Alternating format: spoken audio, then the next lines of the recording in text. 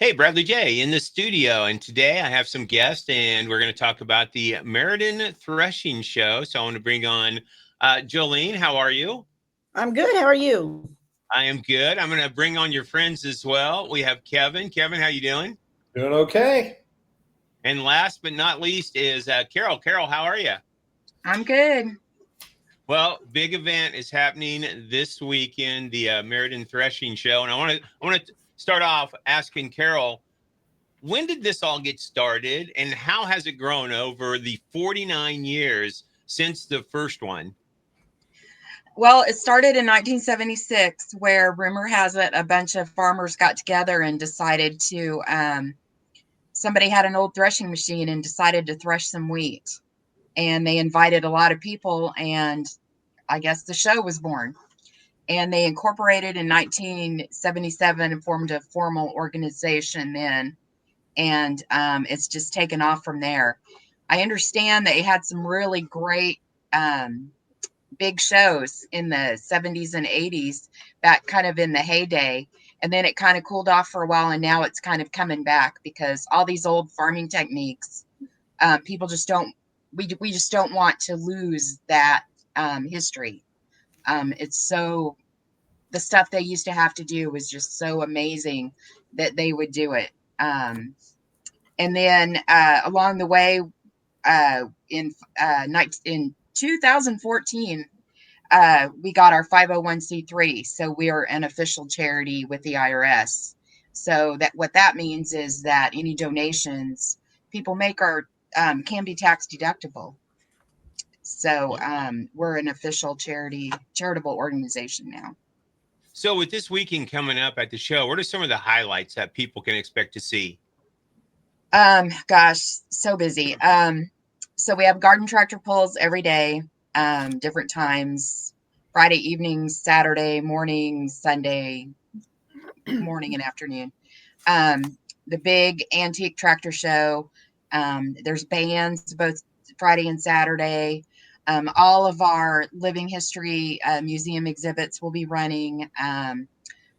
There's all the small engines. If you go to the small engine area, they'll have all those running, and a lot of those engines will be running like before electricity came to the rural areas. Everybody had a small engine, and the small engines ran your butter churn, they ran your washing machine, they ran your pump for your well, they ran the feed mill.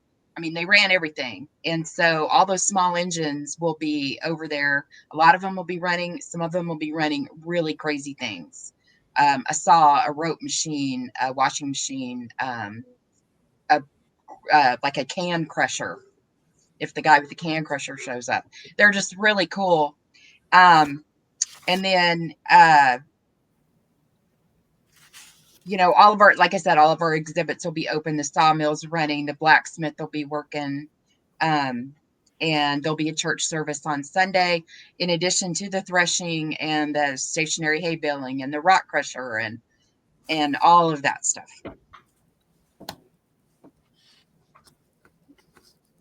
Wow, a lot going on this weekend. That's why you have it a whole weekend, right? Yes, just to get it all in. That's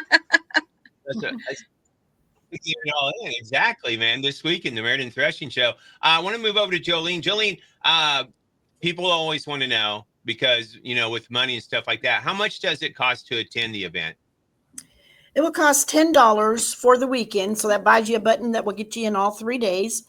Veterans and exhibitors are free, as well as kids that are under 12 are free with a paid admission. That is nice. Now, can people bring their pets, like their dogs? Yes, they can.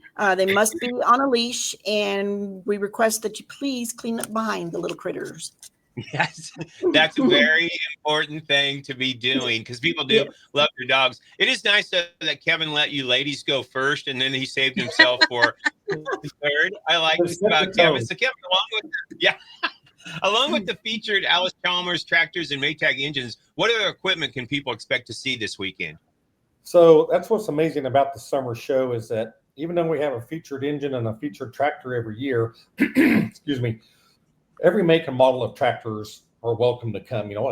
We'll have models and makes and styles of everything, John Deere, Case, Caterpillar, all these things. All you get into the old stuff like the or the Olivers and all those kind of things, So anybody that has any tractor, any piece of equipment that can be pulled, or if it's self-movable, can come and they can be put on display.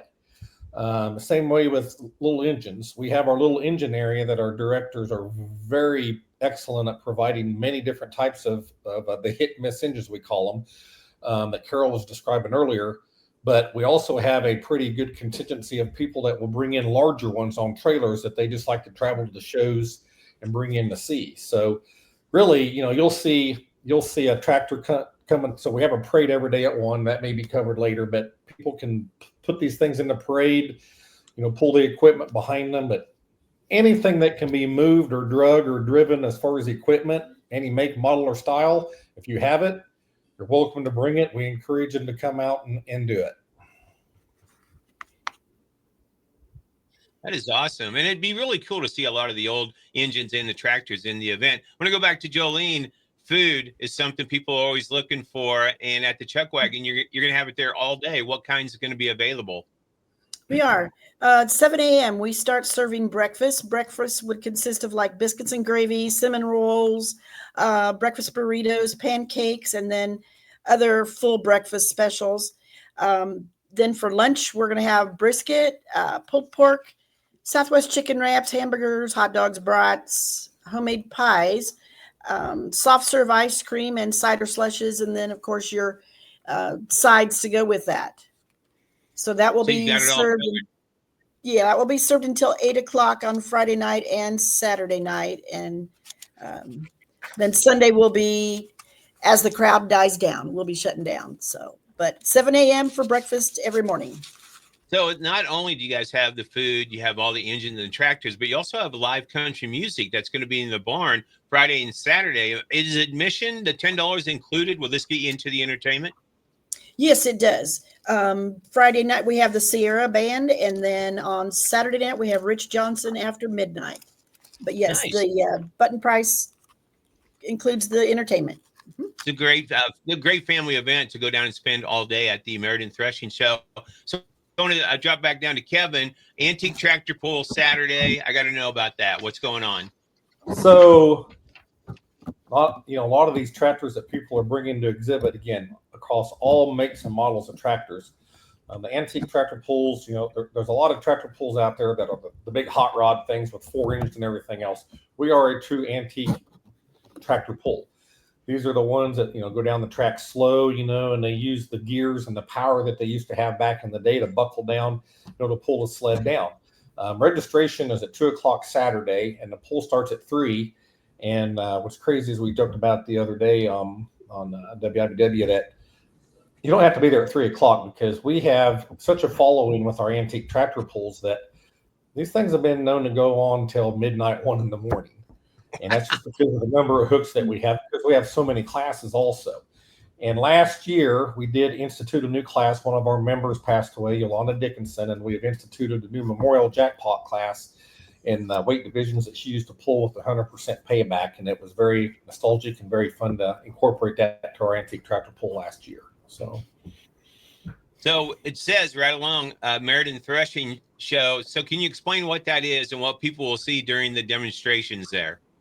So the show does hinge around, the threshing of wheat in the summer show. And that's what Kerril said. It started back in the day, kind of with that premise in mind. So out north of all the buildings in the church and stuff is where we stage up for the threshing. There'll be 2 or 3 threshing machines that are being ran, a couple of them by really old-fashioned steam engines, and another one maybe by a couple different tractors. And it's at 10 and 1 p.m. every day, or 2 p.m. every day, all 3 days that you can watch this. And we have some of our members that. So what we did is a few weeks ago, we actually raise our own wheat to do this, and we have our members come in, and we do what we call bundling this wheat with an old-fashioned bundler. And literally, this bundler cuts the wheat, puts them in bundles, and then our members pitchfork them onto wagons, which have been stored in the barn since then. So what we do is these wagons go out beside the steam engines, and just like they did in the old day, there will be guys that are standing on the wagons, and they'll be pitchforking these bundles into these steam engines. And we actually, if you go to our website, I posted a 3-minute video of the complete threshing process this morning on our website. And you'll get to see how this wheat was actually removed from, the stalks and the holes and everything back in the old days. And another kicker behind that is people don't want to get in a hurry because we have a family that 4-generation family, the Nudsons, which have stationary baler, and they come in and then they'll bale all this straw manually from what they used to, do back in the old days. And that usually generally follows immediately following the threshing in the same area. So it's quite a process to watch from beginning to end how all this goes down with the old antique machinery and steam engines. This is what makes this event so cool, the Meriden Threshing Show. I see we lost Kerril. I was going to ask her, maybe Kevin, you can answer this. Where can people find a daily schedule and more information on the event? So our biggest following is our Facebook page. Not a lot of members are on there or other people, but our Facebook page, Meriden Threshers, find us on Facebook. Right now we're doing countdowns and posting everything on there. Our website also is a good place to go, www.meridenthreshers.org. And we also do have flyers that are out floating around you'll get one of these when you come into the gate, and it has a full list of the activities on it. Nice. So I want to go up to Jolene. Will there be any vendors on site? I hear the market is growing with a lot of vendors. Do you guys have a lot this year? We do. We actually had to cut it off at 40 this year, and we have a waiting list to get in case somebody cancels. Last year we had 31 at this show. We'll have like flea market items, collectibles, homemade baked goods, canned goods. Honey vendor's going to be there. We've got multiple different items that will be sold during this. But yeah. Unfortunately, with we're just growing so rapidly that we had to cut it off. It's nice that you have a lot of people that want to get in to the event on the weekend in a waiting list. I mean, that just goes to show you how many people and how successful the Meriden Threshing Show is. I want to jump to Kevin. You have the living history town of Cottonwood Station on your grounds. What will people see as part of the town, and what's kind of the history a little bit behind that? So back when they started this in 76, 77, one of the first things that was put on the ground was the sawmill. And back in the days of the pioneer living and stuff, when people were establishing developments and the homes out in the prairie, one of the most popular trees back then was cottonwood trees, which were abundant in the lower lying areas along waters and stuff. So a lot of cottonwood was used back in the day. So that kind of became true through here. We have built what we call a living history town that we named Cottonwood Station because of a lot of the cottonwood that was used. I don't want to put it in a reference, but I will put it in a reference because we are what I call a Midwestern Kansas version of Dodge City and Boot Hill and Abilene and stuff, because, to run down the line real quick, we have a flour mill, we have a barn, we have a blacksmith shop, which is one of the most complete working blacksmith shops in the Midwest, we've been told. A Sims garage. We have the wheelwright building where horses and buggies used to go if they needed shoot or needed buggy repair. Then we have the sawmill. We have a sorghum shack, which is used at our fall show. In the summer show, we'll have one of our members selling hot dogs and drinks out of that. The general store and the print shop is one of the nicest things that we have there. It's a favorite for kids because that's where they can get candy and pop, and the print shop is active. That's where some of our members print cards for our shows. Going up the line is the Myers Log Cabin. That was built in 1854 and then moved up to the grounds, and it's actually on the National Historic Society Registry. And we actually had some work done there and I think Kerril will talk about that a little bit. And then we have our Bloomfield Church, rounding out kind of what we call our Cottonwood Station. It's kind of a mini city like it would have been back in the day, which really reminisces a lot of what Boot Hill and stuff is, except we're in the Midwest, and we're local, and every one of these buildings has directors that will be doing demonstrations every day, all day long. You can visit with them. There are some things you can even jump in and give a hand with if you want. It's very educational for children and even people that don't understand it. That's awesome. So, Kevin, sticking with you, you talked about daily parades. Can anybody be a part of the parade, and what time do they start? The parades start at 1:00 every day, and anybody that has, like I said, it brings in a piece of equipment, an antique truck, an antique car, an antique tractor, garden tractors. If you want to drive it into parade, you get in line and go down the line, and we have our master of ceremonies that will stop everybody, ask them who they are, tell them a little bit about what it is that they're driving through the parade.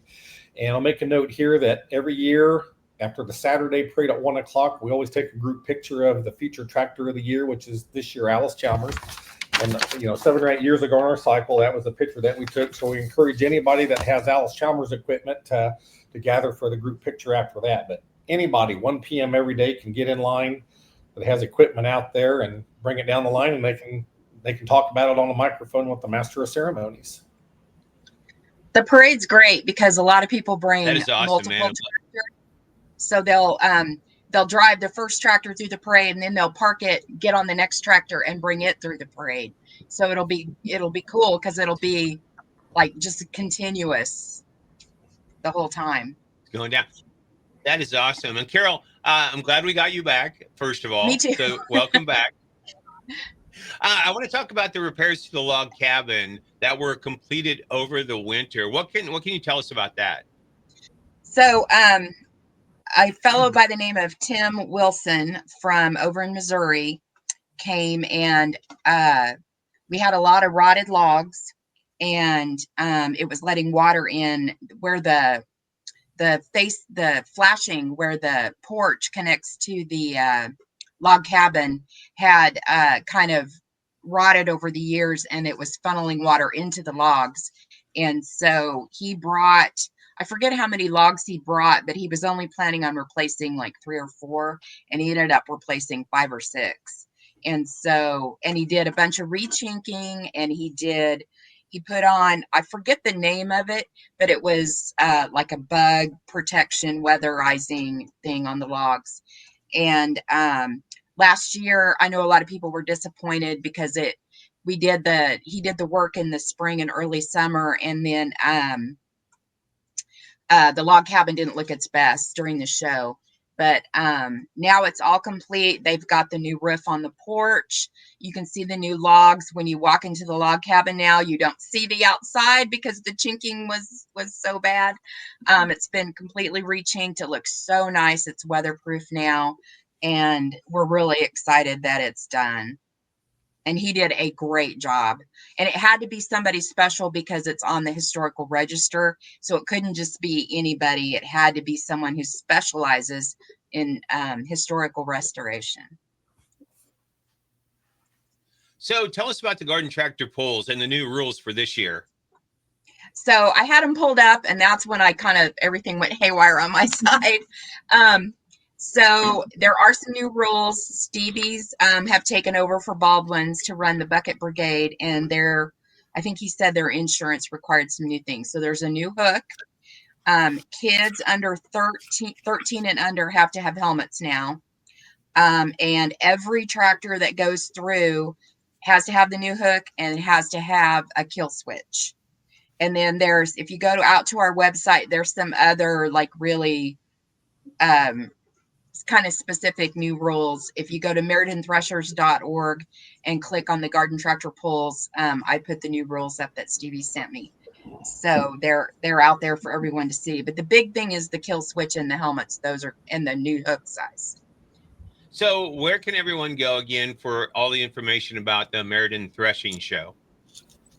So Kevin and I are Facebook admins, and Kevin is the one who is doing all the posting during the shows, and he does a great job putting up videos, and we live stream the slow tractor race, which we joke is the most boring 20 minutes on the internet, but it's really fun, and it's cool to watch. So on our Facebook page at Meriden Threshers, you can find us. And then our website, meridenthreshers.org, has so much stuff. It has history, how to contact us. It has all the garden tractor pull rules, the antique tractor pull rules. It has our schedules out there, and there's copies of the flyers. And then if you want info on the jackpot classes and the the antique pull stuff, all of that's out there. And then Jolene and Kathy do monthly flea markets, and the flea markets are out there. Info is out there also. Wow, man, it sounds like it's going to be another great time at the Meriden Threshing Show. Was there anything else anybody has just thought of and wanted to wrap this up with? Yeah, so I just wanted to say that we're talking about how it got started and going. In 2014, when Kerril talked about the 501(c), we also had an opportunity. Our show was growing so much we were running out of room, and we had an opportunity to purchase 30 additional acres of land, which, because of the growth that we have done, we have been utilizing, quite rapidly. In 2017, Farm Collector Magazine did a special on us, put us on the cover and did a special, and we were billed inside of that magazine as the fastest growing summer family destination in the Midwest. And I think ever since then, what we're seeing on our summer show and our fall festivals is that people truly are coming out to see what we're doing and what's going on. So with everything that's going on for 3 days, I would tell people the nice thing about the buttons is it's $10 for the weekend. You can come and go as you please. And if you bring out a family of children, the Chuck Wagon, Jolene and those guys are serving 3 meals a day. You never have to leave for food. And you'd be hard pressed if you walked the whole grounds and took in everything to actually cover it all in one day if you really wanted to. So I encourage people to come out and take advantage of all of our directors. Our membership is all volunteer, and everybody, come out and show your appreciation for what we're trying to keep alive as far as, the history of the past. So where's it located? It's in Meriden, but could you give directions real quick, or is it easier to go on the website? We're easy to get to. If you head out of Topeka, so 24, the 24 K4 interchange is a little wonky right now, but last time I went to Topeka, you could still get to us on K4. Yeah. And just go north on K4 and just on the outside of Meriden, go across the bridge, and you will see us. Boom, it's right there. Well, this weekend, it's going to be a great time in Meriden at the Threshing Show. Jolene, Kevin, Kerril, thank you guys so much again for giving me the opportunity. I love talking about this event, and hopefully I keep saying I'm going to make it out, but I always get busy. Yeah. But this weekend, everything's this weekend, everything is lining up for me to make it out this weekend. So I'm by and introduce yourself. Yes, you can see that I am a real person. I am real. Thank you guys again. Looking forward to a great show out there and seeing everybody. So thank you so much. All right. Thank you, sir. Thank you.